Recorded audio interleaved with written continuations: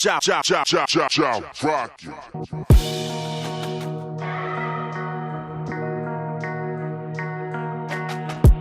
What's up, Kyle? What's up? Good to see you, man. Good to see you too.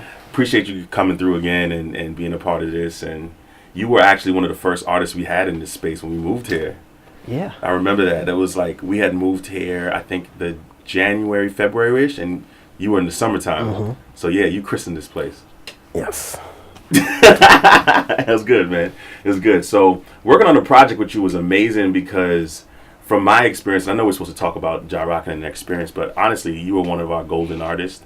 You know, one of the artists that it was just a sweet process. It was like you came in, knew exactly what you wanted, and you know, you knew what you wanted in producers. And to me, like even thinking back on it, I'm like, wow, that was really your first time, because it seemed like you were very professional. Hey. Yeah, you know, It worked out. yeah, and shout out to Chanel Gabriel. Yes. That she's the artist that sent you over here to us, and we worked on her stuff. We'll be interviewing her as well too. Excellent. So let's talk about like the whole experience, because there was a weird process because I had to be a little hands off in that process because I was touring at the time, and Eddie Magic and my man E Keys, Emmanuel Cruz, did a lot of the hands-on work initially with you. Let's talk about that process and working with them, because they had to take over some of my duties as well. Right. Yeah. So working with them was really, really good. I think about like the different sounds we wanted to incorporate in the songs, Yeah. and how to really flesh them out.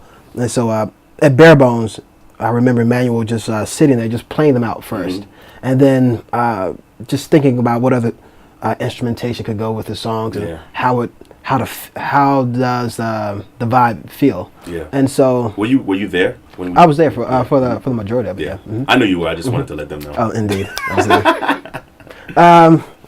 And I think production-wise, I was just really blown away.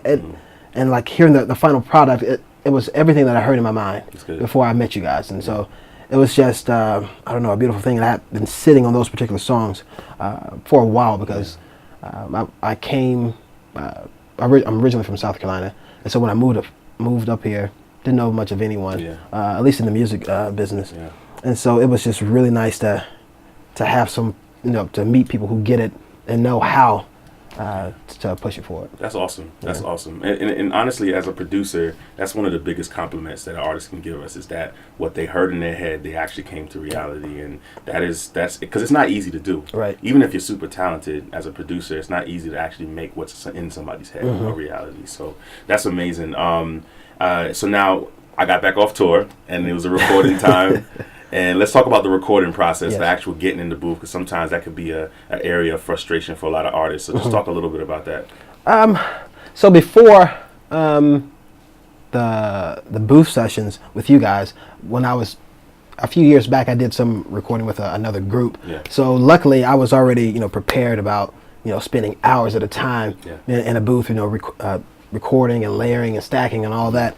And so I wasn't unfamiliar with that. So I think that really helped a lot. That's cool. I remember here with you guys one day, coming from work, I was really, really sick. I think I had a cold, but we bust out, 2 more songs because we had to get it done.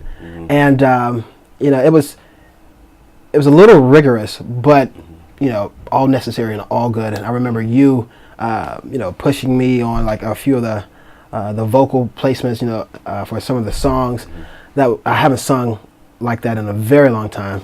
And I remember coming out of there, wiping the sweat off. Doing this. I don't know if it was the booth and me that was hot, but it was a lot of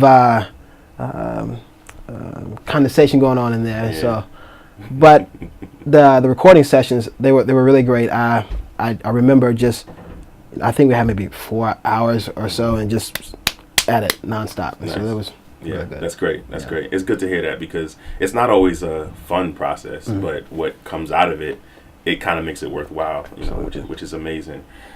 So now let's talk a little bit about, because you mentioned before that I know specifically when you came into our studio, I already was thinking about what this thing is going to do after it's done.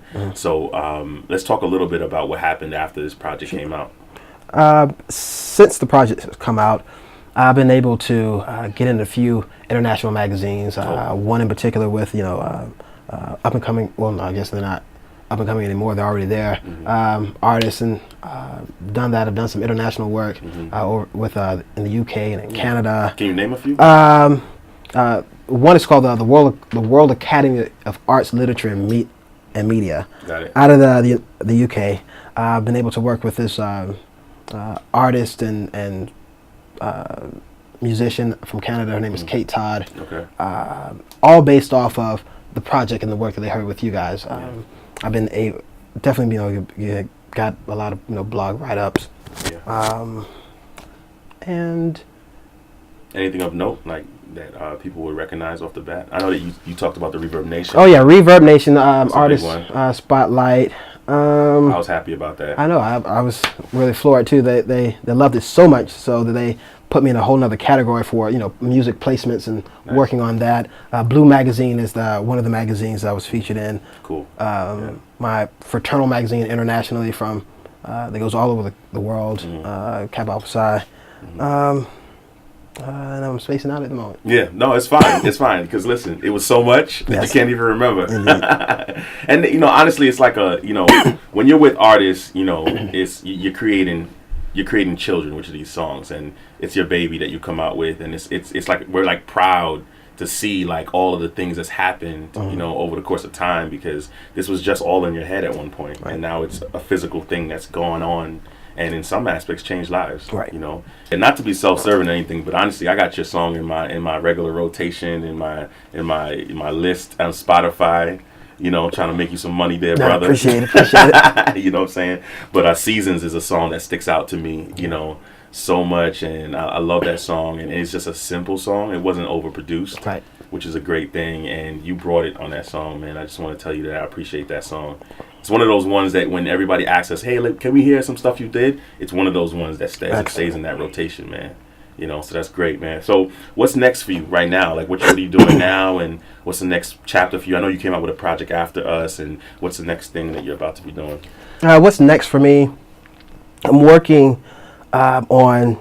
So I just finished another project called Higher Plane, and so I just been shopping that around. Yeah. I got a few placements online on the web series, so that's great. And in addition to that, I guess one thing about recording music, I guess the consumer's attention span is always short. So when there's one project done, you got to work on the next one.